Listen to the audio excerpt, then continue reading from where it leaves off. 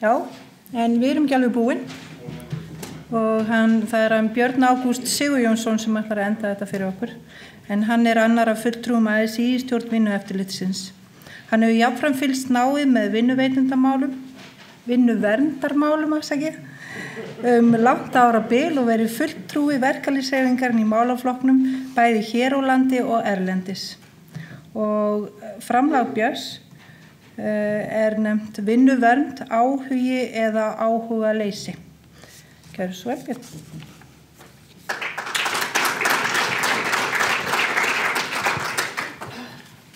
Já, ég skal reyna að vera fljótur. Ég held að allir séu búin að fá svona dálítið mikið að þessu öllu saman. Það linda búið að segja allt sem ég ætlaði að segja, þannig að það er svona bara rétt að tæpa á þessum hlutum. Þessi. Þannig að já, ég ætla aðeins að ræða þetta undir þessari skýringu, áhuga eða áhugaleysi. Ekki bara mynd til verkalýðshreyfingarinnar sem ég er að vinna fyrir, heldur kannski bara til allra eins og svo sem hefur komið fram hérna. Ég ætlaði svona aðeins að rúlla í gegnum 3 málefni. Það eru nýjustu tölur kostnað sem reyndar svo sem hafa komið fram hérna. Ég ætla aðeins að bæta í það. Vinna við stefnumótun sem fór á stað raunverulega 2014 og stöðuna og segi kannski svolítið áhugan í þessum málaflokki, en kannski eyða svolítið púðri í að síðasta hlutan stöðu Vinnueftirlitsins út frá mínum skoðunum. En það hefur komið fram hér varðandi þennan kostnað. Ég var staddur á ráðstefnu í Singapúr þar sem að þessi 2 lönd og ILO voru búin að vinna rannsókn á því hvað vinnuslys og atvinnusjúkdómar kostuðu þjóðfélög. Það hafa svona verið í gangi alls konar tölur, en ég held að allavega niðurstaðan sem ég heyrði þarna úti var það að menn treysta þessum tölum nokkuð vel og meðaltalið yfir þessi 200 lönd sem lágu undir held ég að þetta kosti 3,94% af vergri þjóðarframleiðslu, en ef maður tekur lönd Evrópusambandsins þá þetta 3,26% af vergri þjóðarframleiðslu og þetta eru til lönd í Afríku þar sem þetta og yfir 5%. Þannig að þetta gríðarlegur kostnaður og ef við skoðum þetta hér eins og hefur komið fram, ég notaði tölur með verga þjóðarframleiðslu á síðasta ári sem að mér skildist að væri tæplega $60.000, að þá eru þetta 69 milljarðar á ári sem þetta kostar. Það er svona eitt svona meðferðarkjarni á Landspítalanum á hverju ári. Þannig að það er eitthvað sem er hægt að gera til þess að vinna í þessum mál og mikils virði. En þá svona aðeins búin með tölurnar. Varðandi stefnumótunina, þá var það þannig að ég held að Alþýðusambandinu hafi verið sendt bréf á sumrinu 2014 þar sem óskar eftir tilnefningum í nefnd sem átti að gera stefnumótun vinnuvernd fyrir þjóðfélag eða Frísland. Hún var síðan skipuð í apríl 2016. Hún fjallaði og átti að fjalla mótun tillögu vinnuverndarstefnu og skipulag vinnuverndarmála hér á landi eins og kemur fram í skipunarbréfinni. Og nefndin, ég segi þarna eða var, skipuð 18 manns. Hún fundaði 2 sinnum á vordögum 2016, síðan fórum við í sumarfrí og fyrsti fundur var kallaði saman í lok ágúst að mig minnir og ég þori nú ekki alveg að fara með það, ég held að fundirnir hafi orðið 2 eða 3 haustið. Ég sé að Kristján, hann var í nefndinni, það voru 2 já, það sem var verið að fjalla þetta. Mér fannst þetta svolítið sérkennilegt, formaður nefndarinnar velti fyrir sér á fundunum hvernig skýrslan ætti að vera í útliti en ekki hvað innihaldið ætti að vera. En að miklu leyti og mér fannst þetta mjög sérkennileg vinna. En í byrjun febrúar á þessu ári fengum við tölvupóst þar sem að starfsmaður ráðuneytisins sagði að nú ætti að halda þessu verkefni áfram og það boðaður fundur ekki seinna í lok febrúar. Þessi lok febrúar ekki ennþá komnir því það engin fundur boðaður. En það sem var þó komið og við vorum búin að fara svolítið yfir þetta og ég hafði Halldór Grönvold með mér í svona vinnu eða svona gera okkar tillögur í hvað ætti að vera þarna. Ég ætlaði svona bara að renna yfir það þannig að þau svona fólk viti þó allavega hvað stóð til að gera. Í fyrsta kaflanum var talað vinnuvernd og getu Vinnueftirlitsins til þess að sinna lögbundum þáttum og það var svona almennt orðað Síðan koma þarna kaflar sem að eins og komið hefur fram á fundinum að þá þetta svona mikilvægu málin og málin sem að við þurfum að taka meira á en eru vandamál eins og 3. og 4. kaflinn þættir sem að ekki svona sýnilegir. Vinnuslys svona yfirleitt mjög sýnilegt. Þarna eru þessi þættir sem eru mjög ósýnilegir og atvinnusjúkdómarnir sjálfum sér líka vegna þess að afleiðingarnar eru ofta að koma fram miklu seinna eins og Kristín nefndi varðandi asbestið. Og eitt sem ég vildi koma þar að við lögðum til meðal annars að það yrði farið að skrá niður alla staði á Íslandi þar sem væri asbest, þannig að menn vissu, því að ég held að sé mjög mikið af asbesti sem engin veit hvað er. Ég man bara á mínum fyrirverandi vinnustað á Landspítalanum, þá voru komið ljós að það voru alls konar veggir og svoleiðisdót sem voru asbesti sem enginn hafði hugmynd fyrir en að var farið að rannsaka.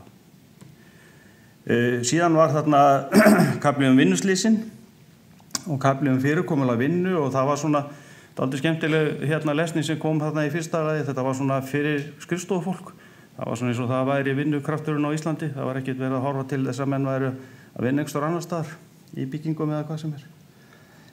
Kaflinn umhverfisþætti og það er náttúrulega mjög mikilvægt. Kristín kom að þessu með nanóefnin og þetta allt saman sem eru þar og bara yfirleitt alla mengun í loftinu. Þessa fréttir nýlega díselmengunina sem meðalstaðar eru og eru að drepa fólk í stórum stíl. Og síðan var áhugaverður kafli sem átti að fjalla rannsóknir, en rannsóknir hér hafa verið mjög litlar á Íslandi orsakir vinnuslysa og svona þær forvarnir sem hægt að gera í gegnum rannsóknir. Nú, að því það hefur nú verið minnst á þessa rannsókn sem Dyflinnarstofnunin gerir, þá lögðum við það til að þessu tengt yrði Ísland aðili að Dyflinnarstofnunin til þess að við fengjum aðgang að þessum stóru könnunum sem sú stofnun gerir á 2 eða 4 ára fresti, mjög ítarlega rannsóknir á vinnumarkaðnum, þannig að við gætum þó allavega að minnskosti verið að bera okkur saman við aðrar þjóðir. Þannig að þetta var nú svona það sem ég vildi segja þetta. Það eru 2 ríkisstjórnir búin að vera síðan við byrjuðum og Guð veit hvað svo þriðja gerir, en vonandi, því að þetta er náttúrulega hálf hjákátlegt að þjóðin skuli ekki hafa einhver stefnumótun í því hvert vinnuvernd á að stefna og hvað við eigum að gera og hver eru aðal málefni sem við eigum að fylgja eftir þar. Og þá fyrir kannski að áhugamálinu mínu sem eru þá sem sagt vinnuvernd og verkalýðsfélögin og velta fyrir okkur hvort það sé árangur að þessu starfi. Hvar kemur hann fram? Hefur hreyfingin gert kröfur bætt eftirlit og ég er ekki að segja þetta í neikvæðan tór. Við höfum örugglega gert það í mörgum tilfellum, við höfum minnst reynt að gera það. Svo er spurning markmiðin og ég held að við þurfum að halda marga svona fundi til þess að ræða þessi mál inn í okkar raðir. Og svo er spurningin hvaða kröfur við höfum að gera til að tryggja sem best að félagsmenn okkar komi heilir heim úr vinnu. Eins og komið við fram þá er það náttúrulega aðalmálið. Staðan eins og ég lít á hana þá vantar meira fjármagn, það hefur komið fram. Mikil fjölgun vinnustaða hefur orðið á síðustu árum, sérstaklega hættulegra vinnustaða eins og byggingavinnustaða. Annað mál er að það er lögin sem vinnueftirlitið vinnur eftir eru orðin gömul frá 1980 og það er örugglega nauðsynlegt að uppfæra þau. Við vitum það er ótrúlega margt breyst frá 1980 bara í okkar umhverfi og vinnuumhverfi þá líka. Og svo er þarna svona staðhæfing sem ég ætla að standa fyrir sjálfur að mér finnst stjórn vinnueftirlitsins vera algjörlega ófærum að sinna störfum sínum. Það er 9 einstaklingar sem eru þar skipaðir í stjórnina. 2 frá ASÍ eins og kom fram og Hjördís Þóra á Austurlandi er hinn. Eins og segir þarna hlutverk stjórnarinnar á að vera að fjalla stefnur og hlutverk og leggja tillögur fyrir ráðherra reglugerðir og stefnur. En allavega síðan ég kom í stjórnina 2012 hefur þetta verið sífellt barátta við samtök atvinnulífsins að ég vildi að reyna að ná einhverju fram. Það hefur bara ekki gengið held ég nánast í engu tilfelli. Ef það er einhverjar nýjungar, viðbætur, þá koma alltaf einhverjar afsakanir fyrir því að þetta þurfa að skoða betur, þetta er nýtt, þá þarf að skoða ennþá meira, þetta er ekki svona á hinsegin, þetta er ekki svona í útlöndum.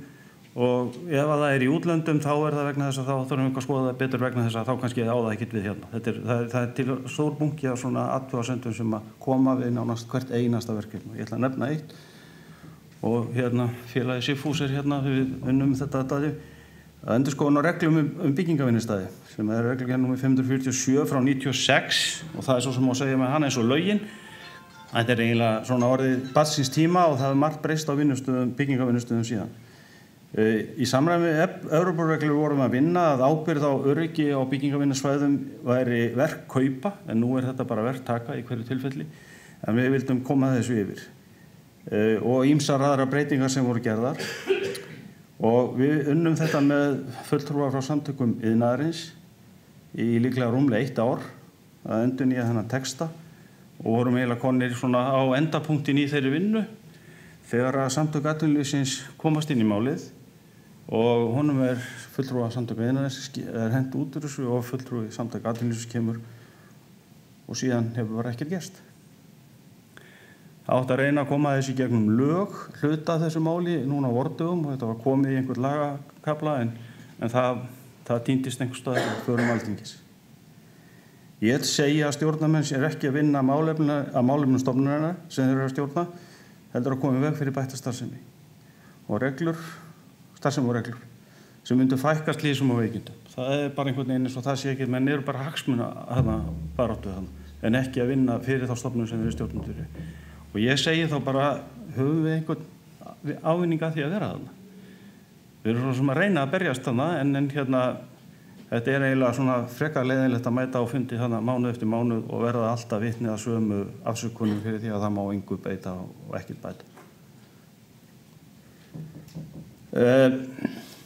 Það hafa komið fram þessar upplýsingar að á þessu ári hafa verið 3 dauðaslys sem 3 og mikið og meðaltalið samkvæmt slysaskránni eins og kom fram hjá Kristný 4,4 fjöldi vinnuslys á árinu 2015 og 2028 og fór svo í 2040 fyrra þannig að þeim að fjölga og það meðal annars náttúrulega vegna það fjölgunar á byggingavinnustöðum sem eru með hættulegustu vinnustöðum.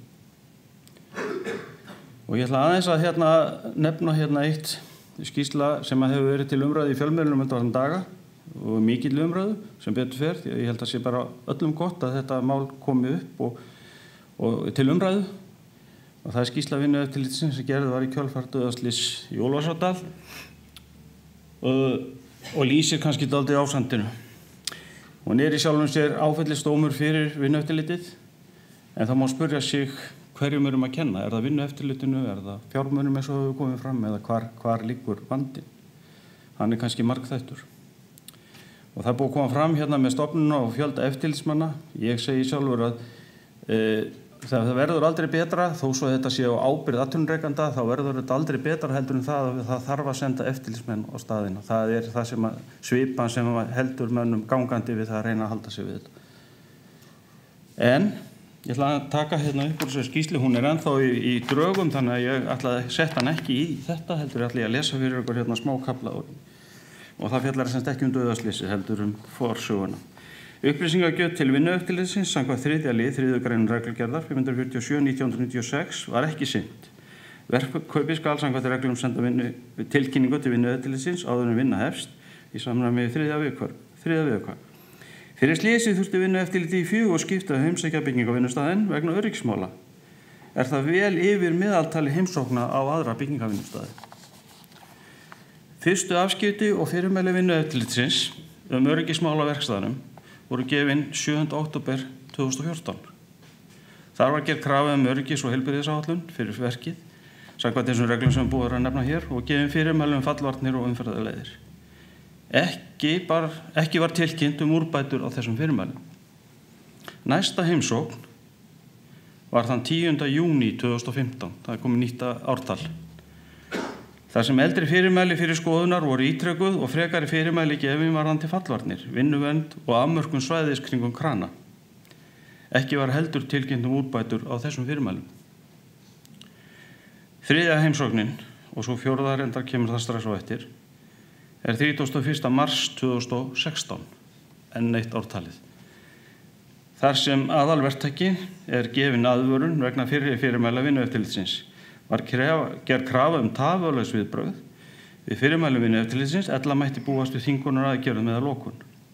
Krafa var gerð það að öryggis- og heilbrigðisáætlun liggi fyrir á verkstað strax daginn eftir. Það sem má gera áður en að byrjað að vinna. Bönnuð var vinna á vinnupöllum þar sem fallvarnir voru þangað til fallvarnir verður komnar í lag og bönnuð var vinna í lyftustokkum vegna ófeilnæði fallvarna. Var því verkstæðurinn heimsóttur strax daginn eftir og fyrirmælunum fylgt eftir. Þá voru gerðar úrbætur á þessum málum. Þarna sem sagt á tæplega 2 ára tímabili farnaði 3 heimsóknir sem að engu skila og ekkert eftirfylgni með þeim. Og eins og ég nefni áðan hverjum að kenna. Ég ætla alveg að halda því fram að hjá vinnueftirlitinu vinni fullt af fólki sem hefur mikinn metnað til sinna starfa og er mjög fært að vinna. Þannig að það held ég ekki starfsfólkinu að einhverju leyti að sakast. En það vantar bara fleira fólk til að fara út á vinnustæði. Það þarf að taka tillit til fjölda þeirra á hverjum tíma. Stór könnun á ástandi í fiskvinnslu, við nefni hana líka frá 2014, sýndi að þrátt fyrir gríðarlegan hagnað þeirra fyrirtækja voru öryggismálin í algjörum molum. Það voru mörgir tugir athugasemda í hverju einustu fiskvinnsluhúsi og tökum eftir því að það var búið að heimsækja allir þessi fyrirtæki áður og fyrir. En það bara gerist voðalega lítið, þannig að við þurfum að finna einhverja leiðir til þess að reyna að ná þessu fram. Að lokum þetta, vinnuvernd, eins og komið fram, bara grundvallar mannréttindi sem öllu vinnandi fólki á að hlotnast. Við þurfum að koma hér á fót stefnu sem að gengur nú undir nafninu núllslysastefna eða Zero Tolerance á ensku og var mikið til umræðu á þessari ráðstefnu sem var á þarna í Singapúr, þar sem að meðal annars landið Singapúr búið að taka upp þessa stefnu. Og það bara, eins og hún sagði hérna, sú sænska sko, það er engin þol fyrir dauðaslysum í vinnu. Og það það sem við eigum að stefna að. Ég set á þennan svega fyrirtæki Landsvirkjun sem hefur unnið samkvæmt þessari núllslysastefnu núna frá því að þeir biðjuðu búðarháls. Og þeir héldu því síðan áfram í Þeistareykji, þannig að þeir hafa síðan greinilega áttað sig á því að þetta eitthvað sem að skilar til þeirra. Við getum minnst þess sem að Kristín sagði áðan varðandi Kárahnjúka, sem alveg hræðilegt mál, versus það að á sama tíma var að vinna álverið, þar sem að var svona svipað fjöldi starfsmanna og Íslendingar hlóa því að fyrirtæki gerðu öryggiskröfur. Það var bara þannig. Þetta var bara svona aðhlátursefni allt land. Menn þurftu að vera með hjálm og skó og skrifa skýrslur um hvað þeir voru að fara að gera. Þannig að það eitthvað sem við þurfum að taka upp. Nú varðandi fjármunina þá kom hann ágætlega inn á það Norðmaðurinn að þetta sé ég hef séð kannanir sem segja að þetta sé aldrei undir 2 til 2,5 fyrir hverja 1 krónu sem settir í slysavarnir. Þannig að það skilar sér tilbaka aftur þó að maður sjáu það ekki í því hvernig þeir vinna í stjórninni hjá Vinnueftirlitinu. Allir eiga rétt á því að koma heilir heim. Kannski ekki hægt að koma í fyrir öll slys, en við verðum að gera allt sem í okkar valdi stendur til þess að þau verði ekki. Og ég nefni þarna og það aðeins komið fram að því við erum að tala þennan almenna vinnumarkað, að svo þessi nýjungar sem að koma, 4. iðnbyltingin og allt þetta dót sem að því fylgir. Hvað með starfsmenn Uber? Hvar eru þeir til dæmis? Hvaða vinnueftirlit fylgir þeim eftir? Hvar eru réttindin og annað í þeim? Og þeir svona staðir eru að koma, þannig að við þurfum að þetta ekkert að verða einfaldara, ég held að þetta sé bara að verða alltaf flóknara. Það verða allir að vinna saman og ég vil að verkalýðshreyfingin sé mikill þáttakandi í því öllu saman og legg endilega til að við gerum bara meira því að tala saman og meira síðan að því að vera aktív í því að fá stjórnvöld virkilega til þess að gera eitthvað í málunum, ekki bara tala það svona núna í næsta mánuði og vera búin að gleyma því síðan í nóvember. Takk fyrir.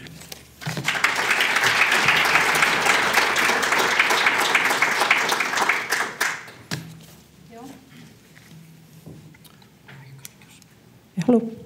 Einhverjar spurningar fyrir Björn? Nei. Ekkert. Var þetta ekki svo skýrt? Var þetta ekki alveg skýrt? Þetta var mjög skýrt. Jú, ein Þetta móti. Ég ætla nú bara fyrir hönd okkar hjá Vinnueftirlitinu að þakka fyrir líkarð í okkar rann. Það þannig nefnilega að daginn sem við fáum ekki gagnrýni, það tapaður dagur. Og málið það að störf eftirlitsstofnana hvort sem það vinnueftirlitið eða aðrar eftirlitsstofnunar, ef þær fá ekki harða gagnrýni að þá eru þeir aðilar sem við erum að reyna að þjóna ekki vakandi. Og ég afar þakklátur fyrir það að við fáum hérna harða gagnrýni sem kallar á það að við innan hús verðum aðeins að hysja upp okkur buxurnar og kannski gera það okkur líka, það er svona þykir smekklegra, þetta er allt spurning stíl, en hérna ég held að það sé mjög brýnt fyrir okkur að fá þessa hörðu gagnrýni því að án hennar þá breytist ekkert. Það er hætta við að við hérna möppudýrin sofnun og við megum ekki að sofna og þetta er mikilvægt aðhald og ég held að án gagnrýnin gerist ekki neitt. Takk fyrir hana.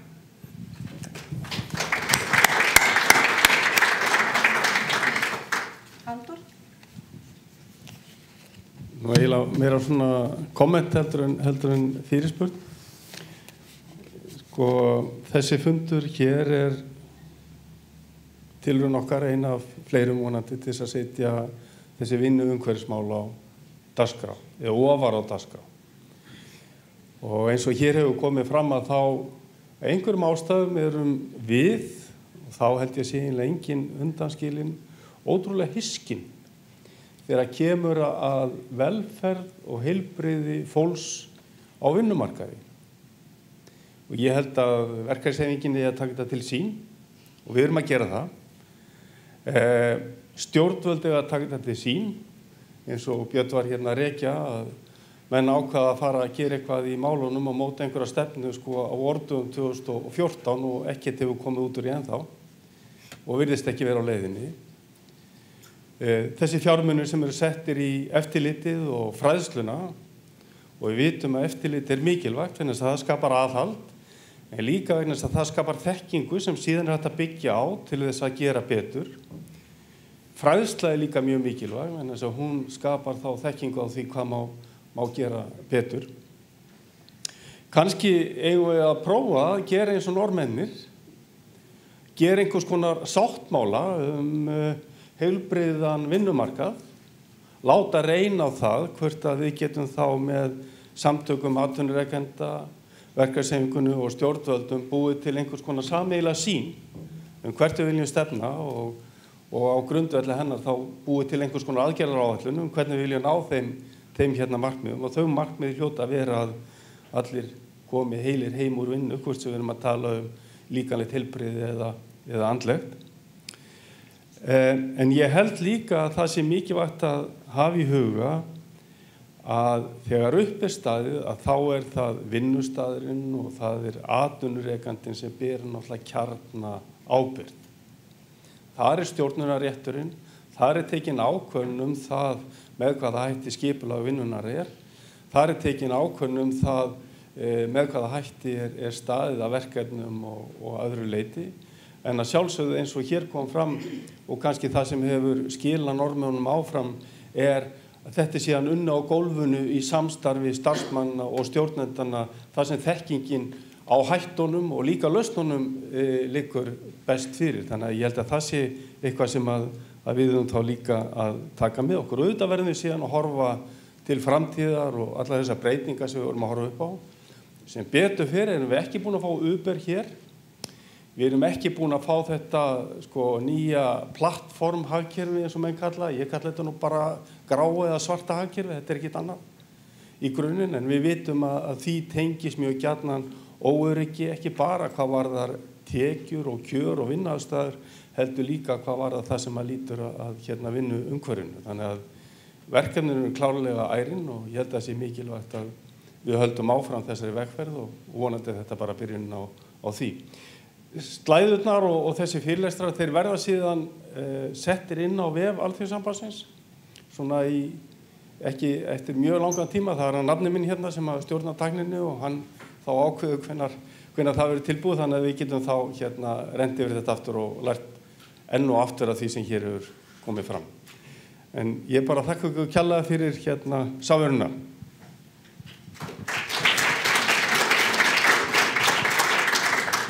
Ég ætla að þakka Halldóru fyrir þessi frábæru lokaorð. Það er einhverjar spurningar fleiri? Já, sko.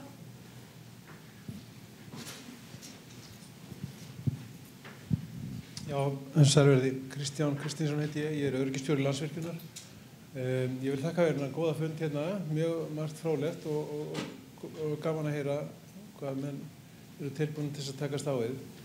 Þetta var mjög athyglisvert með þessa ábyrgð, sem sagt verkkaupa sem kom fram hérna áðan, að þetta bara alþjóðleg þróun að verkkaupi hann á að bera meiri ábyrgð heldur en í dag. Þetta er það sem kemur og mun alveg örugglega koma einhvern tímann hér inn í íslensk lög, ég alveg sannfærður það.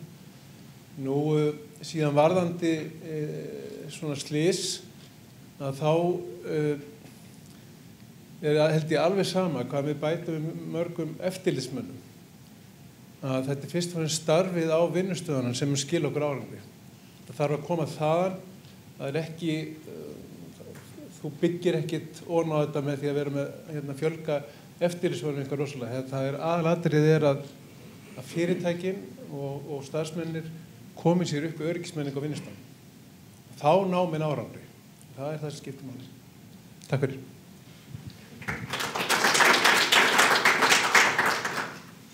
Svo ein hérna fyrir aftan fyrst. Leipi á hælunum, það sko til að fara valega.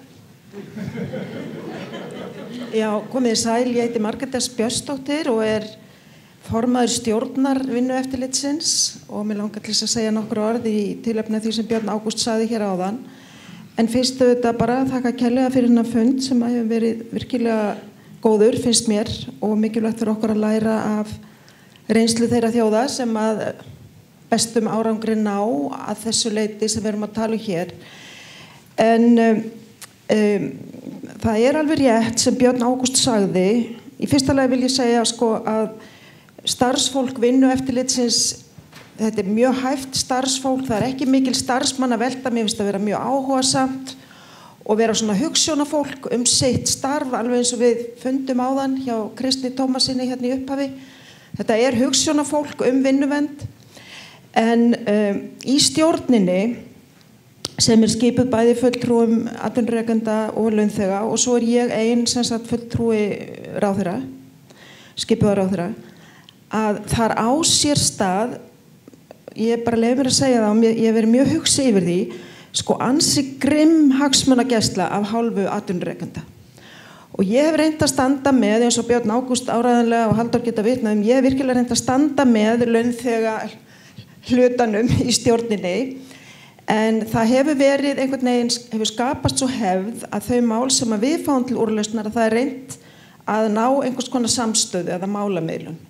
Og ráðuneytið hefur lagt mikla áherslu á það svona í gegnum árin að það sé reynt að ná málamiðlun eða einhvers konar samstöðu milli þessar aðila. Svo ég hef oft sagt svona í gegnum árin við vini mína í verkalýðshreyfingunni, þið verðið að taka þetta upp í kjarasamningum og ná þar fram verulegum umbótum. Og þessi norska leið sem að Halldór var að vitna til áðan, að ég bara hvet ykkur til að skoða hana og þið hafi náð, Alþýðusambandið og verkalýðshreyfingin hefur náð fram miklum umbótum í sambandi við til dæmis virk og virkniúrræði á vinnumarkaði, í sambandi við fræðslumál og fjölda þannig mála sem eru utan svona þessas hefðbundna launasamkomulags. Við getum rætt það árangurinn þar, en þegar við náð mjög víða miklum árangri, fengið mikla peninga í svona mikilvæg samfélagsleg verkefni og ég bara skora á ykkur að taka þetta upp þar vegna þess að við höfum ekki komist neitt áfram í þessu hjakki í stjórn vinnueftirlitsins þrátt fyrir góðan vilja. Takk fyrir og takk fyrir fundin.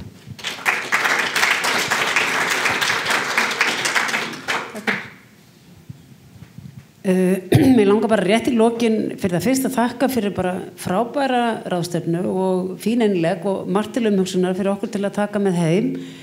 Ég kem frá Vinnueftirlitinu, gleymdi nú að kynna með hann, Þórunn Sveinsdóttir, og mér langar að segja ykkur frá því að í næstu viku ráðstefna í Borgarnesi 7. október, þar sem að þema vinnuverndarvikuna sem var í fyrra aftur núna, vinnuvend alla ævi og það hefur einmitt með þetta að gera, koma heill heim, geta byrjað starfsæfina og lokiðin og verið samt þokkalega frískur og notið lífsins þegar starfsæfinu líkur. það verður áhersla ferðaþjónustu í þetta skipti, þannig að og undir titill ráðstefnunnar sem sagt er þetta eldast í ferðaþjónustunni og bara hvet ykkur til að skoða það. Við erum búin að senda út gríðarlega marga tölvupósta, held ég 3500, þannig við vonum eftir góðri þáttöku, en hvet ykkur þá til að segja félögum ykkar frá því sem að mögulega er að vinna í ferðaþjónustunni eða bara hvetja alla þá sem áhuga hafa á slíku. Þannig þetta og svo verður aftur 19. október, eða þið getið sett það í dagatalið, það er Reykjavík, en þetta verður bæði í streymi, þannig við erum að reyna að fá þetta til að miðlast sem víðast. Takk. Takk fyrir. Einhverjar fleiri spurningar eða athugasemdir? Þá er það bara, Halldór var búin að segja allt sem að þarf að gera til að loka svona málþingi. Þannig að ég bara takk ykkur kærlega fyrir komuna og sjáumst síðar.